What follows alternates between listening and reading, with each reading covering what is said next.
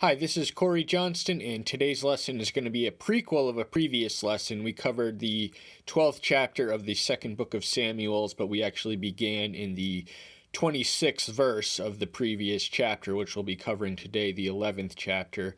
In the 12th chapter, we witness the prophet Nathan's sort of artful rebuke,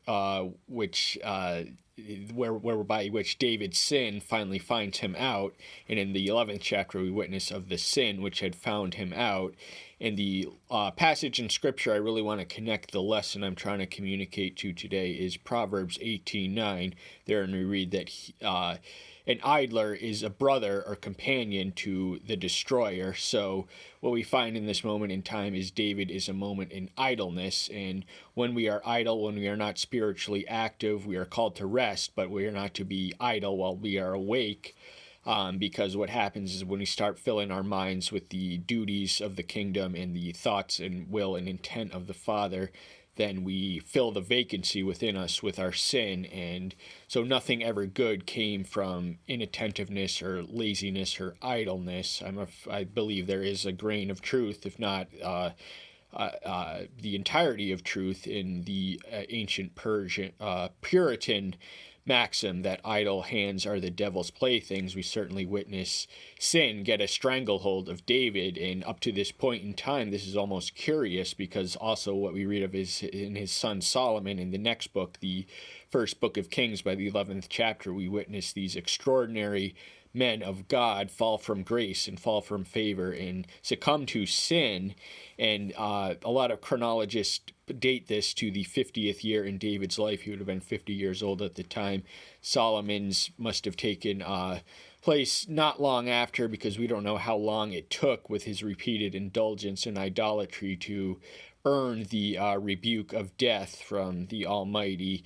And this David lives till he's 70 years old. So this kind of forms and affects in a lot of ways makes these the final 20 years of his life worse than any other. So he has a 40-year rule. He rises to the throne at the age of 30. Then he rules for 20 years, succumbs to this sin. Then in the final years, what we witnessed before is sort of a golden age. But we read, as a consequence of this sin, his family and his nation are going to be divided by it. So we never sin alone. One sin leads to the other and affects more than the sinner who succumbs to it. It affects all those around us. So we just want to be mindful of the potential ripple effects and exponential outgrowth of just one sin alone. It creates a ripple, and David's sin begins innocently enough when he's not looking for sin. He's just looking around, but he's idle. And because he is in that moment of idleness, then devastation and destruction, ruins, to bring it back to Proverbs 18:9. But we're going to open with the opening verse, and it reads, "And it came to pass at the turn of the year, at the time kings go out to war, that David sent Joab and his servants with him, and all Israel, and they destroyed the children of Ammon and besieged Rabbah, but David remained at Jerusalem." So what's curious here is that David is a warrior king. The time of the year would have been spring. That's when kings in the ancient world traditionally sent forth their armies. It was warm enough time. It was the season for war. It was the time to engage the enemy. And David is sending his men, but he's not sending himself. And that's how he rose to the throne, was by being a mighty man of war, a brilliant and valorous warrior. But here we find him staying behind, being idle, letting the boys do the work. He's just going to relax on his palace rooftop. And then what we read in the next verse is, "And it came to pass at evening time that David rose up from his bed and walked about on the roof of the king's house. And from the roof he saw a woman bathing, and the woman was very good to look at." So what's noticeable here is that this woman was above average, if not extraordinary beauty. So David wasn't looking for trouble, but even though he wasn't looking for trouble, trouble found him. And it begins with the lust of the eyes, which leads to adultery in the heart. Lust of the eyes, 1 John 2:16, adultery of the heart, Matthew 5:27-28. So it all begins in our heart. It begins when we covet another man's wife. So that's one of the sin. That's the tail end. So adultery, thief, and all the rest, thievery, all the rest are usually rooted in a covetousness. The lusts for that which sort of that does not belong to him, and he does not let the fact that she is a married woman stop him from his own advances, as we read. But David sent and asked about the woman, and one said, "Is this not Bathsheba, the daughter of Eliam, the wife of Uriah the Hittite?" So she was not only someone's daughter, but someone's wife. That husband of whom we're eventually going to meet was a rather honorable man, and David, who was an otherwise honorable man, acted completely and totally dishonorable to this man who was a loyal servant of his, yet he treated him as an item to be discarded for the reasons of which we will soon read. And David sent and asked about the woman, and one said, and David sent messengers to fetch her, and she came to him, and he lay with her, for she was cleansing herself from her uncleanliness, and she returned to her house. So the entire region she was bathing is the Hebrew system had a system for women going through the menstrual cycle, according to which they were to maintain their ceremonial cleanliness and fitness to enter into the assembly. And but at this moment in time, she would have been more liable to be impregnated and more fertile and more impregnable at this time more than anyone else. So this raises some questions as to why was she publicly within eye view of the palace unbathing herself, and these are ultimately without any explicit scriptural warrant, so any educated guess, we feel, is misguided. And the woman conceived and sent and informed David and said, "I am pregnant." These are the only words we read of coming from Bathsheba's mouth, and these are the most devastating words in news to David, because he finds out that this woman who he had seduced and engaged in sexual relationships surely for his own pleasure. He was enmeshed by this woman's beauty. He certainly didn't mean to impregnate another man's wife, especially one in his service, while he is who he had sent away while he remained behind. Then David sent to Joab, "Send Uriah the Hittite to me." And Joab sent Uriah to David. Joab is the trusted, loyal general. Remember, we meet him in the first verse and places he was David's most trusted general. And we ultimately read that he is discarded in the power struggle, which kind of emerges after David's death. He is aligned against the forces of Solomon, against the wishes of David, but that is neither here nor there. He sends him to summon Uriah to him, and when Uriah is there, of which we read in the next verse, and Uriah came to him, and David asked how Joab was doing, and how the people were doing, and how the fighting was going.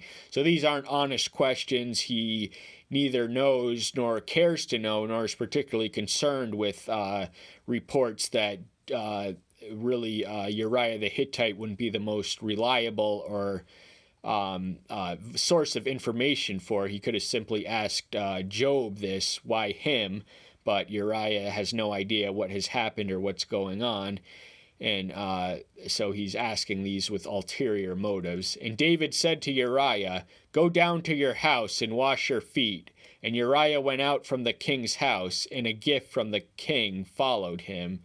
So we gathered the sense from the outside looking in that David is sort of trying to seduce this man to do something he shouldn't in order to cover the fact that he seduced his wife who he shouldn't. And but Uriah lay at the door of the king's house with all the servants of his master, and did not go down to the house. Now the reason why we're going to eventually read in the 11th verse, but sneak preview, it was because he was loyal. He did not feel himself worthy of the luxury to indulge himself with sleeping with his wife or eating in his own home, while the boys in the field were intense. And so he subjected himself to a similar state of discomfort in order to identify him. He would not let the fact that just because David has given up on the battle, he was not about to give up on the battle. He was already there. He was invested. He was going to continue it. And he didn't feel it necessary or appropriate or even reasonable or righteous to sleep with his wife, even though the king had sort of invited him to, if not outright commanded him. But Uriah lay down at the door of the king's house with all the servants of his master, and did not go down to his house. And they informed David, saying, Uriah did not go down to his house. So David said to Uriah, Did you not come from a journey? Why did you not go down to your house? So the news sort of relays back to David. The people who had sent him there inform him that Uriah did not enter into his own home or into his own wife. And so David is summoning Uriah after being informed by them and asking him, did you not go down to your house? Where have you been? Did you not accept my invitation to go home and sleep with your wife and eat in your home and sleep in your bed?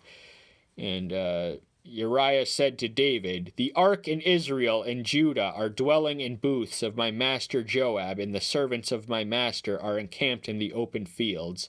And should I go to my house to eat and to drink and to lie with my wife? As you live and as your soul lives, let me not do this.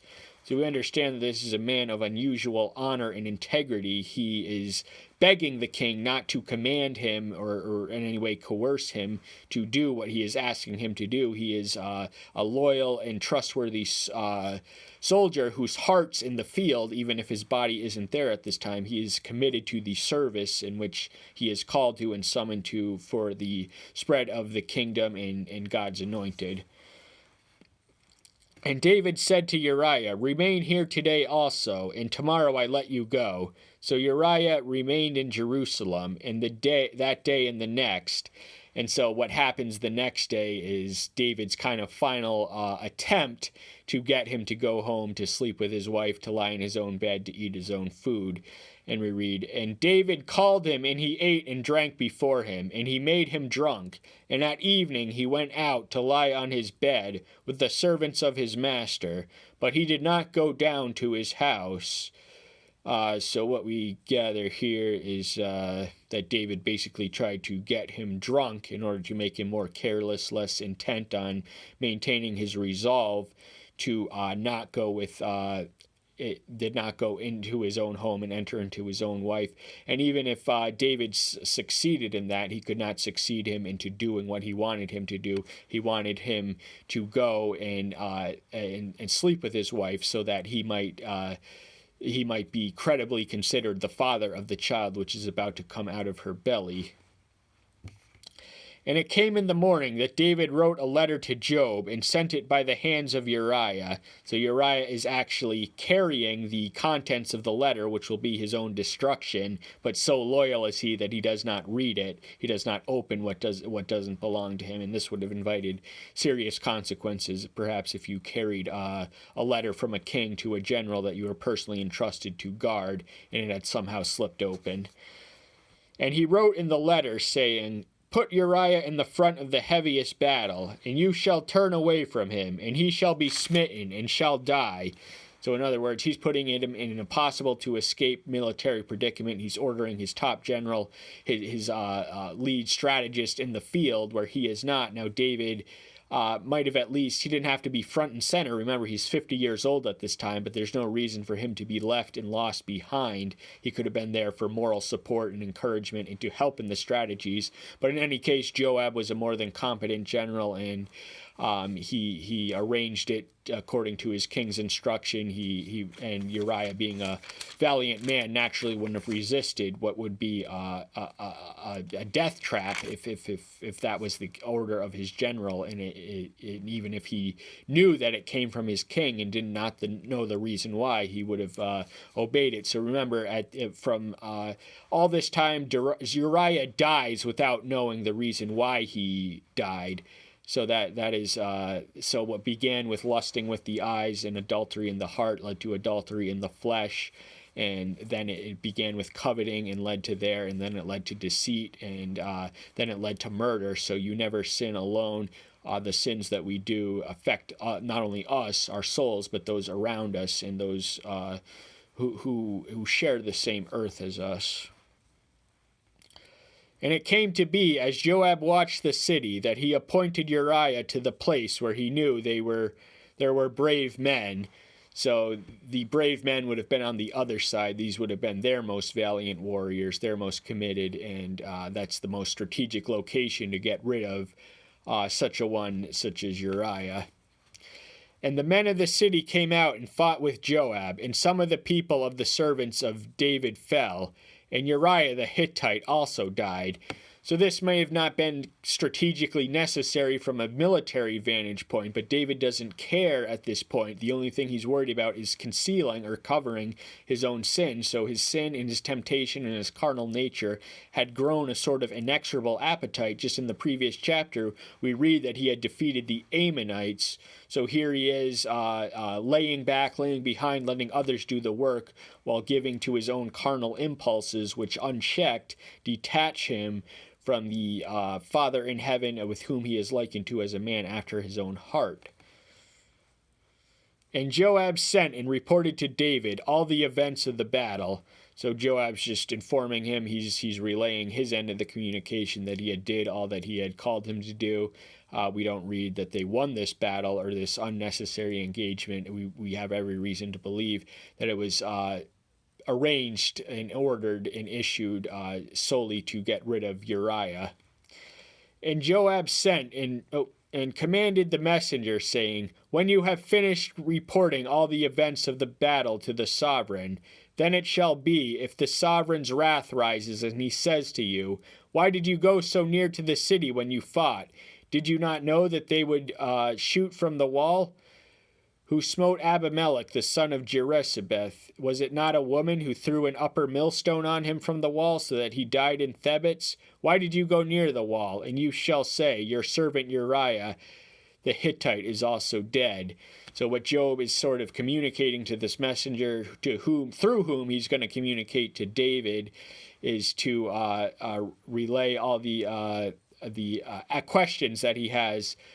Did you know that they would shoot the wall? In other words, why did you put us here? Why did you place us here? So Job is expressing his own confusion as to the necessity, from a strategic military standpoint, of doing what he had just been called to do, what he had just been ordered to do and summoned to do, or told to do, rather. And so he reports all these travesties that had happened, and also reports to him that the man Uriah, whom you wanted gone, was certain enough gone, but he wasn't the only one. There were many sons of Israel, we read, that were perished in the battle of this unnecessarily provoked military predicament. But there was a small price to pay for David, as he saw it, when he was controlled and enmeshed in his own sin. And the messenger went and came and reported to David all which Joab had sent him. So this messenger is the relay. He's the communication between the general and the king. And what does he communicate? And the messenger said to David, "The men have been mighty against us, and came out to us in the field, but we drove them back as far as the entrance of the gate." So he's saying that they drove them back as far as the entrance of the gate, which would have been as far as they could push them. And he's acknowledging that it was a mighty task and a feat to summon the strength in order to do this. And the archer shot from the wall at your servants, and some of the king's servants are dead, and your servant Uriah the Hittite is also dead. So he's telling them that they did the best they could with their unnecessarily disadvantaged military standpoint, but he's telling him that not only had many men died, but also Uriah the Hittite, the one whom he had specifically named to Joab, that the relays, they have no idea that he was specifically ordered to be killed, but they're just reporting faithfully back that he had been killed. And David said to the messengers, "Say to Joab, do not let this matter be evil in your eyes, for the sword devours one as well as another. Strengthen your attack against the city, and overthrow it, and encourage him." So David is kind of these ideas that he's communicating to his generals are kind of reflective of the thoughtlessness and the indifference of himself to things greater than himself in relation to things greater than himself. So he sees life and death as a mere matter of course. He is the king. He has people willing to die for him and ready to die for him at his summon and command, but he just put them in what was, from a military vantage point, unnecessary danger. And but he doesn't. Job has no idea what's going on in David's mind or what's even motivating him. All he knows is that he summoned a man Uriah to him, and then he reported back to him, but he ordered him to be killed by the letter in his own hand. So Job really doesn't know what we know, and he just tells him to keep on the course, keep going, keep chugging the military train. You got a job to do, and we're not going to let a little setback, which I deliberately ordered, prevent us from achieving our ultimate end and aim.